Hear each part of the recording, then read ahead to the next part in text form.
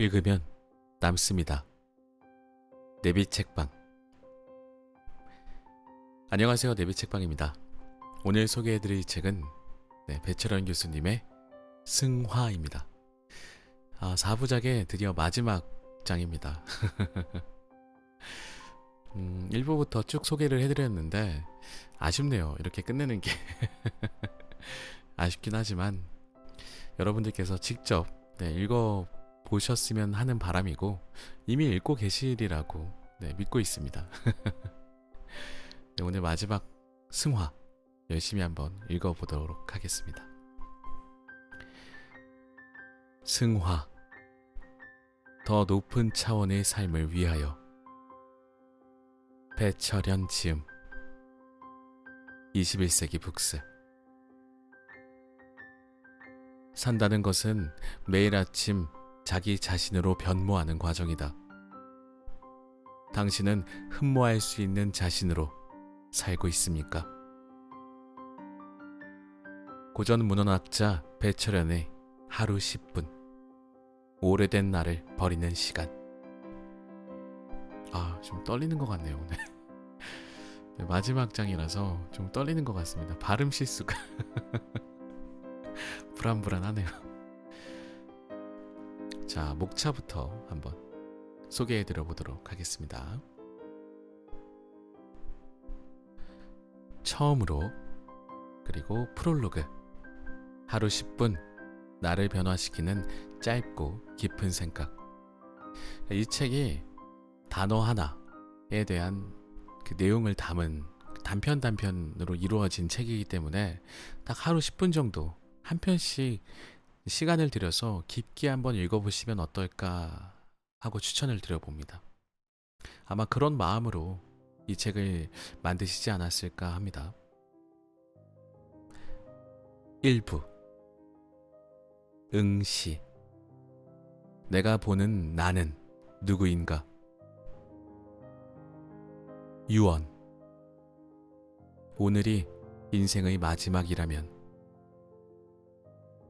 공허. 자신을 관찰하는 터전. 고통. 생명의 존재 방식. 양심. 마음의 모양. 결국 멈추고 마네요. 양심이 마음의 모양이래요. 어떻게 이런 말씀을 하실까요? 굉장히 딱 직관적으로 와닿는 것 같습니다. 나의 양심. 내가 양심이 있나? 혹은 내가 양심이 있다면 어떤 모습일까? 단순하게 마음의 모양이라고 표현을 해주셨습니다. 전정. 내 안에 가지를 치는 용기. 내면. 응시의 공간. 의미. 마음의 등불로 비춰야 할 어둠. 2부. 엄격. 품위 있는 나를 만드는 법. 걸음. 속일 수 없는 내면의 품위. 기억.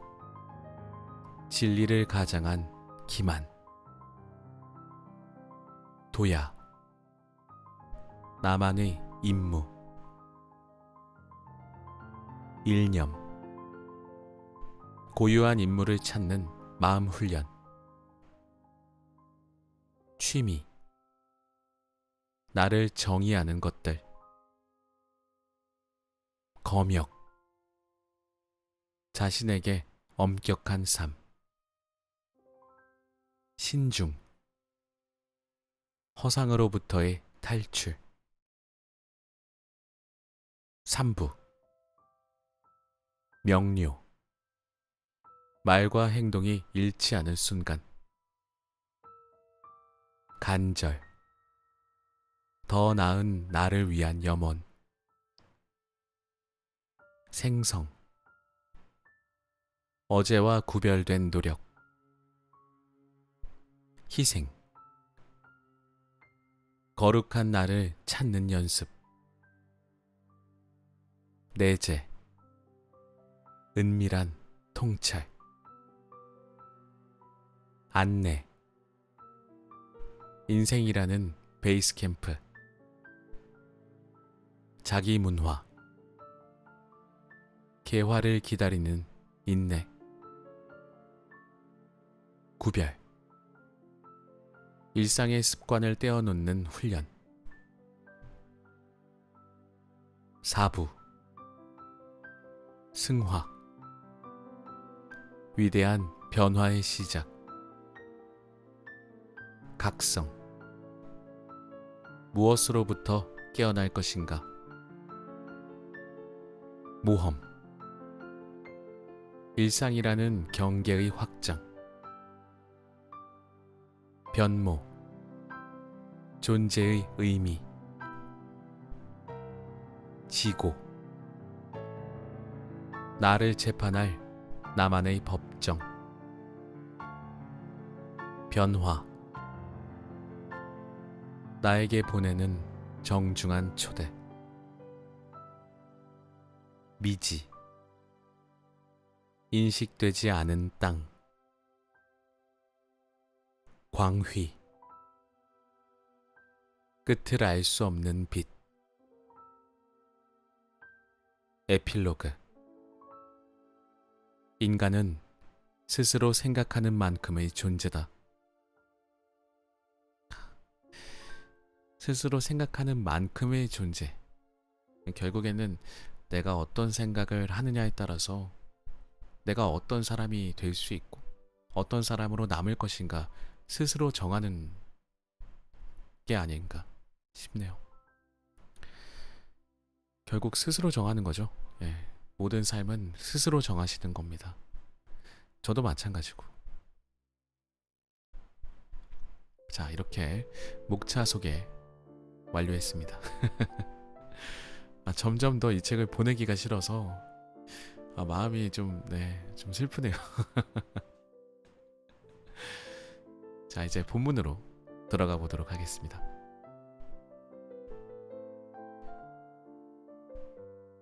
산다는 것은 매일 천천히 태어나는 것이다. 생텍쥐베리. 프롤로그. 하루 10분 나를 변화시키는 짧고 깊은 생각. 나는 요즘 나 스스로에게 이런 질문을 던진다. 나는 내가 원하는 만큼 변화했는가? 이 질문은 나 자신을 꽤나 당혹스럽게 만든다. 거울에 비친 내 모습이 초라하게 느껴지기 때문이다. 여전히 조그만 유혹에도 흔들리고 나태해져 하루라는 소중한 시간을 허비할 때가 많다.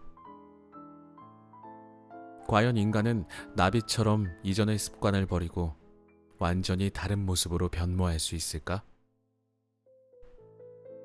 이 책은 지금까지 출간된 시면, 수련, 정적 시리즈의 마지막을 장식하는 책이다.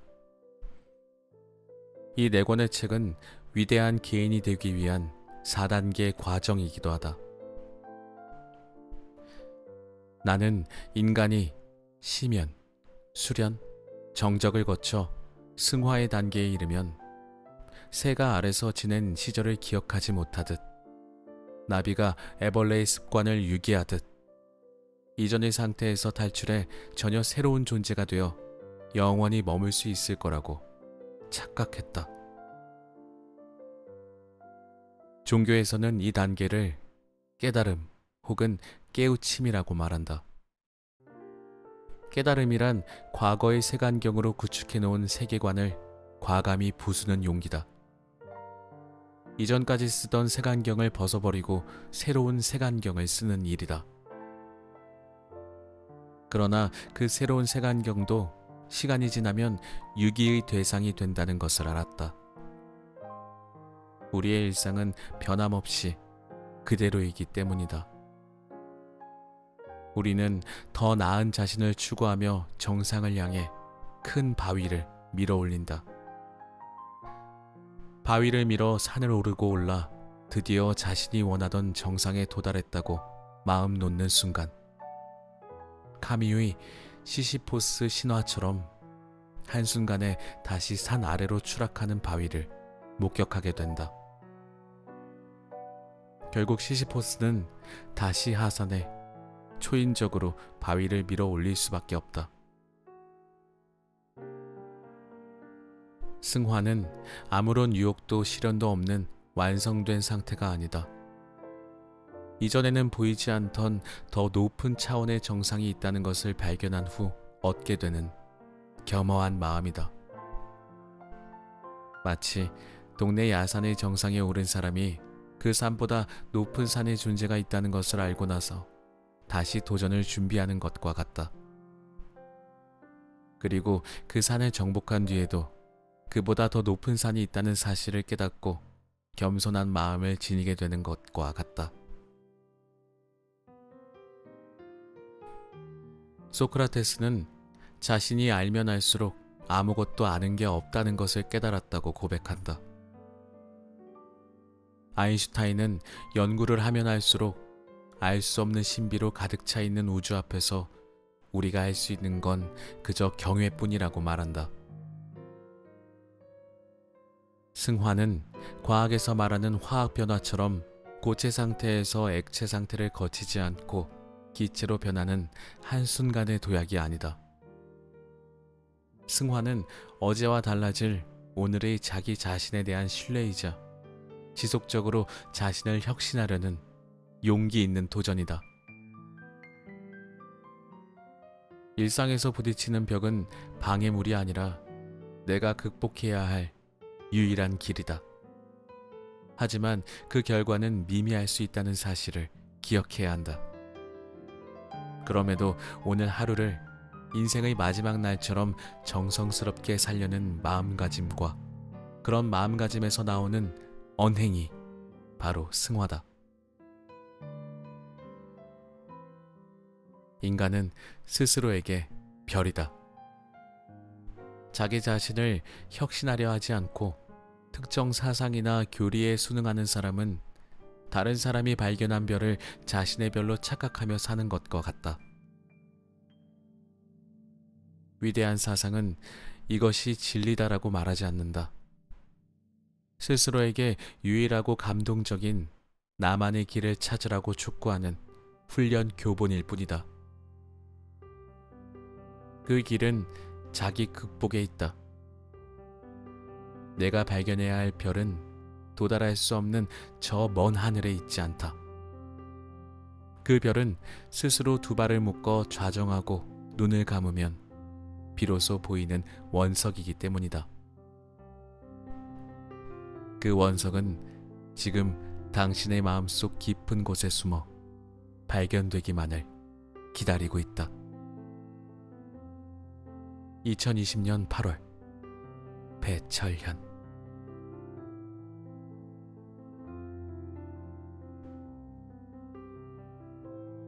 일부 응시. 내가 보는 나는 누구인가? 저는 신과 인류를 화나게 했습니다. 제 작품이 제가 원하는 최고의 수준에 도달하지 못했기 때문입니다. 레오나르도 다빈치. 유언. 오늘이 인생의 마지막이라면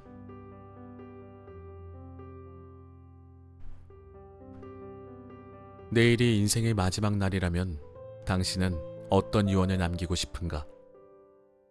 로마 황제 마르쿠스 아우렐리우스의 명상록 제12권은 그의 유언장이다.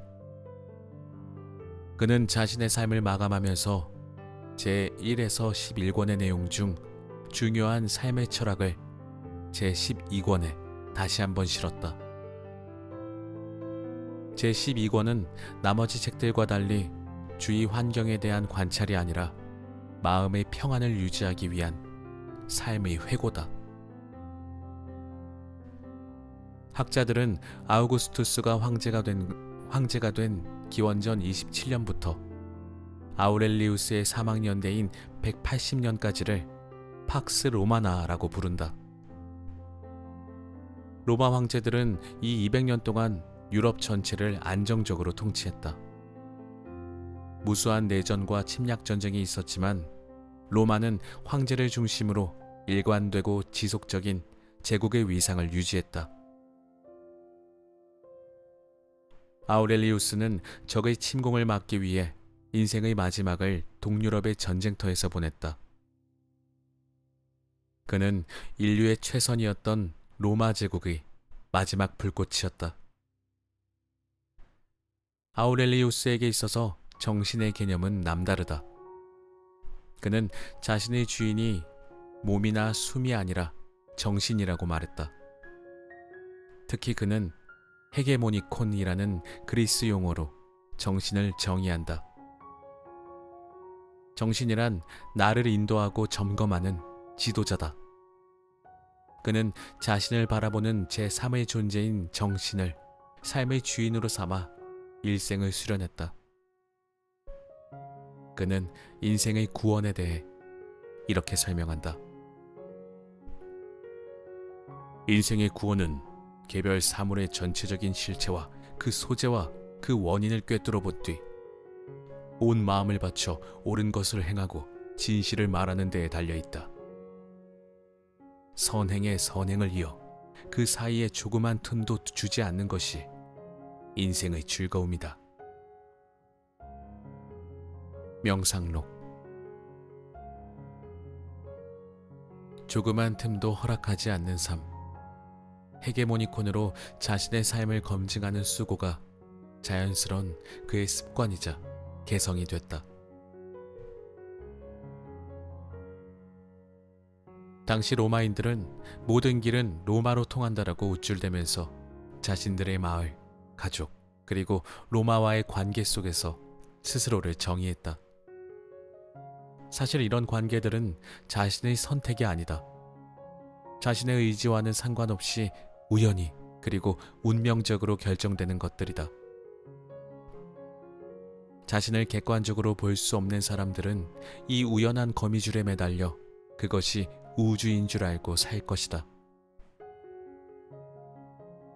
죽음을 앞둔 아우렐리우스는 자신을 3인칭으로 부르면서 스스로에게 다음과 같은 유언을 남긴다. 오 인간이여, 너는 이 위대한 도시에서 시민으로 살았다. 그 삶이 5년이든 50년이든 무슨 상관이 있는가? 네가 그 도시로부터 퇴장하는데 무슨 두려움이 있는가? 너를 도시에서 퇴장시킨 건 독재자나 부패한 판사가 아니다. 그것은 너를 이 세상으로 들여놓은 똑같은 자연이다. 그것은 감독이 희극 배우를 고용했다가 더 이상 무대 위에 올라가지 못하도록 해고하는 것과 같다. 저는 오막이 아니라 이제 겨우 3막을 연기했습니다. 네 말이 옳다. 그러나 인생에 있어서 3막이 전체 연극이다. 왜냐하면 언제 끝날지를 결정하는 것은 처음에는 너의 구성에, 지금은 너의 해체에 책임이 있는 자의 몫이다. 그러나 너는 그 어느 쪽에도 권한도 책임도 없다. 이제 평안히 떠나라. 너를 해고하는 자도 평안을 품고 있다. 명상록. 아우렐리우스는 58세의 나이로 로마 제국의 최전선에서 인생을 마쳤다.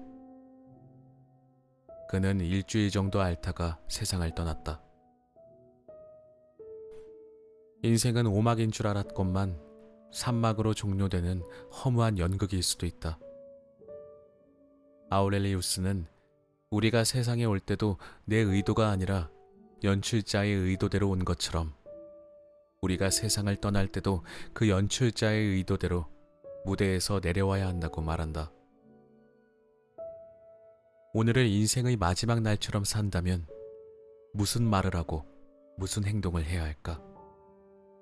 나는 오늘 옳은 것을 말하고 진실을 말하는가?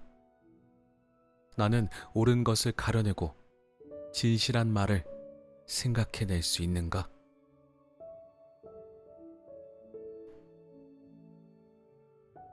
비어있는 캔버스는 꽉 차 있다. 로버트 라우셀버그. 공허. 자신을 관찰하는 터전. 호모사피엔스의 가장 위대한 발명품은 사후세계다. 그들은 죽음을 인식하고 준비했다. 죽기 오래전부터 자신들이 경험할 수 없는 사후세계를 상상하고 가장 정성스런 의례를 행했다. 그들은 오감으로 경험한 적이 없는 사후세계가 존재한다고 믿었다. 없는 것을 있다고 믿었으니 비이성적이고 비과학적이다. 그러나 인류는 과학적으로 증명할 수도 없고 갈 수도 없는 그 세계를 상정해 문화와 문명을 탄생시켰다. 이집트의 피라미드, 메소포타미아의 지구라트, 영국의 스톤헨지, 이스트 아일랜드의 거대 석상 등 동서고금의 죽음을 기념하는 건물들을 제거하면 인류의 문화 유적지는 거의 남아있지 않을 것이다. 인간은 종교가 등장하기 전부터 영적인 존재였다. 네안데르탈인과 별반 차이가 없던 호모사피엔스는 스스로를 영적인 동물인 호모사피엔스 사피엔스로 변모시켰다. 현대인들에게 종교라는 단어는 무식, 중세, 위계, 근본주의, 반지성주의, 분쟁과 같은 부정적인 의미가 크다. 니체가 신은 죽었다라고 선언했을 때 그가 말한 종교는 인간을 온전히 인간답게 만드는 경외, 신비, 겸손, 배려와 같은 긍정적인 가치가 사라진 허울이었다. 그가 공격한 대상은 교리, 재판, 이단, 권력과 같이 종교의 탈을 쓰고 인간을 양떼와 같은 종속적인 집단으로 전락시키려는 체제다. 니체는 인간의 오감으로 확인할 수 없는 이데아를 들먹이며 대중을 호도하려는 서양 철학의 기만과 자신들이 만든 교리 안에서 대중을 질식시키려는 유럽의 그리스도교에 대항해 새로운 길을 모색하라고 외쳤다. 19세기에 들어서면서 그리스도교 세계관은 쇠퇴하기 시작했고 더 이상 회복할 기미를 보이지 않았다. 프랑스 혁명은 이미 그리스도교를 공격해 프랑스의 비그리스도교화를 시작했고 과학은 그리스도교가 2000년 동안 차지하고 있던 왕좌를 탈취했다. 19세기 말에 등장한 심리학, 생물학, 그리고 고고학의 발전으로 근대 이전의 서양을 지탱해온 그리스도교가 허물어지기 시작하자 과학과 기술에 괄목할 만한 성장이 가져다준 물질적 풍요가 그 자리를 차지했다. 과학은 과정일 수밖에 없고 잠정적으로 참이다. 오늘날 우리가 아는 지식은 내일 밝혀질 지식에 의해 대치되거나 거짓으로 판명될 것이다. 과학은 그 사실을 인정하는 겸손을 가질 때 비로소 참된 과학이다.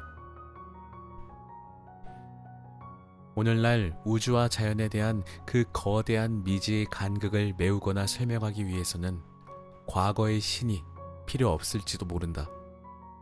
그러나 시간의 흐름을 인식하고 자신이 언젠가 정해진 시간, 예상 밖으로 쏜살같이 달려나오는 마지막 순간을 상상해 본 사람이라면 자신의 삶을 의미 있고 가치 있게 만드는 그 무엇을 갈구한다. 과학은 인간의 존재론적 질문에 해답을 제공하기에 충분한가? 우연히 137억 년 전에 빅뱅이 일어나고, 우연히 50억 년 전에 지구가 생성되고, 우연히 그 지구에 생물이 등장하고, 우연히 30만 년 전에 인간이라는 종이 등장해 오늘날에 내가 존재하는 것인가? 우주 안의 모든 것들이 시간이라는 괴물의 제물이 된 것처럼 나라는 인간도 이내 저 흙으로 돌아갈 것인가? 전통 종교의 퇴락과 혼돈은 예술 분야에서 확연하게 드러난다. 심리학자 칼 융은 예술을 한 시대의 심리적 비밀을 밝히는 뜻하지 않은 대변자라고 정의한다. 예술가들은 언제나 자신들이 살고 있는 시대를 가장 섬세하고 강렬하게 표현한다. 그들은 자신들이 살고 있는 시대와 문화 저변에 깔려있는 근원적인 분위기를 예술로 승화시킨다. 19세기 이전의 위대한 예술가들은 세상과 인간의 이상적인 모습을 표현했다. 그들의 창작으로 인류는 위엄과 희망, 권위를 지니게 됐다. 인류는 예술을 통해 완벽한 인간을 희구했다. 그러나 19세기와 20세기의 예술가들은 인간을 더 이상 이상적인 모습으로 표현하지 않는다. 인간은 불안하고 혼돈에 빠져 있으며 우울하다. 이상적인 인간에 대한 예술은 사라졌다. 그들은 인간의 숭고한 아름다움을 표현하기보다 니체가 말하는 한밤중의 공포를 표현하기 시작했다. 이 현상은 그리스도교의 퇴각으로 더욱 심화되고 강화됐다. 화가, 조각가, 작곡가, 시인들은 자신들을 위협하고 공격하는 불안과 추방, 무의미, 그리고 혼돈으로부터 스스로를 보호하기 위해 안간힘을 쓰며 그 분투를 표현했다. 19세기 화가들의 작품은 현대인의 정신적 공허함을 다양하게 표현한다. 독일의 화가 카스파르 다비트 프리드리히는 현대 예술사조에서 가장 미묘하고도 미적으로 수용될 만한 그림을 그렸다. 에드바르 뭉크는 19세기 혼돈의 선두주자다. 이들은 모두 19세기 유럽을 휩쓴 정서를 표현했다. 아침 산책길에서 본 겨울 호수의 풍경 같은 황량함이 인간과 인간이 구축한 사회에 침투했다. 뭉크의 그림은 도저히 참을 수 없는 소외감으로 고통스럽다. 인간이란 다른 인간과는 융합할 수 없는 섬이다. 불안과 슬픔만이 이들을 하나로 묶는다. 외로운 인간은 두 발로 꼿꼿이 서지 못하고 촛농처럼 녹아내려 자신이라는 섬 안에 감금된다. 현대 예술이 우리의 정서라면 현대 문명은 키르케고르가 말한 죽음에 이르는 병처럼 영적인 병에 걸려 외로움이라는 늪에 빠져 있다. 우리는 그 안에 갇혀 심연에 묻어둔 금기된 악을 분출하고 있는 것인가? 우리는 도덕과 윤리를 고취시킬 고전과 경전을 오래전에 잃었다. 정제되지 않은 욕심과 욕망의 과도한 표현을 예술이라고 부추긴다. 오늘날 우리는 이 늪에서 건져낼 가치는 무엇인가? 니체는 가치의 재평가를 통해 현대인들에게 알맞는 세계관을 재생시키고자 했다. 병든 몸이 다시 건강을 찾기 위해서는 몸을 구성하는 개별 세포들을 치료해야 한다. 문명과 사회가 썩었다면 유일한 희망이자 치료는 개인일 수밖에 없다.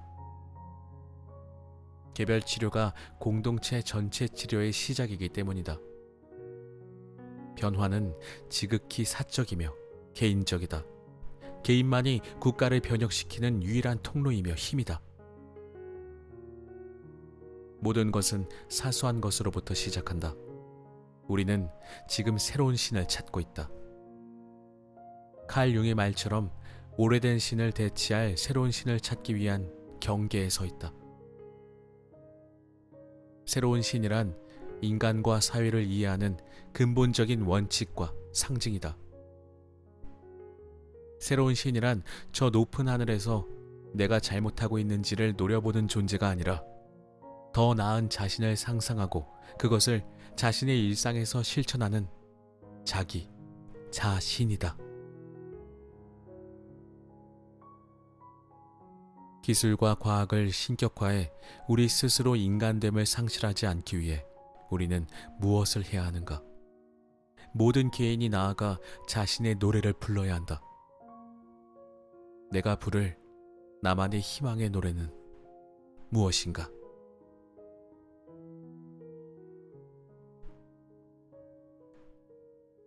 상처는 빛이 당신에게 진입하는 통로다. 잘랄 아딘 루비, 13세기 페르시아 수피 시인.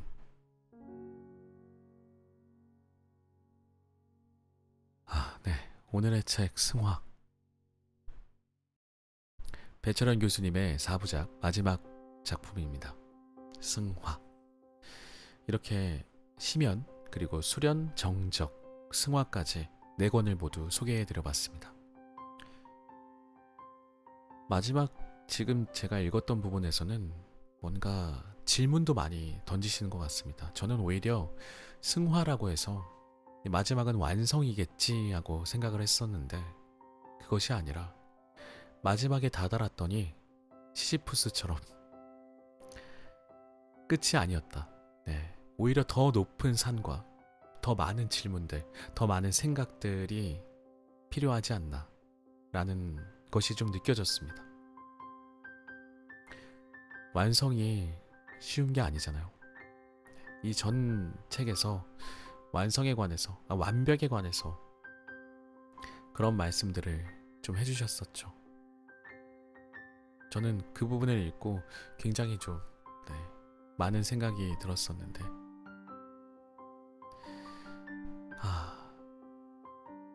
이렇게 4부작 모두 읽어봤고요. 아까 그 말씀을 안 드렸구나. 완벽에 대해서 어떤 표현을 쓰셨냐면은 제가 찾아보니까 완벽이란 완벽 그 자체가 아니라 완벽을 향한 열정과 노력이다.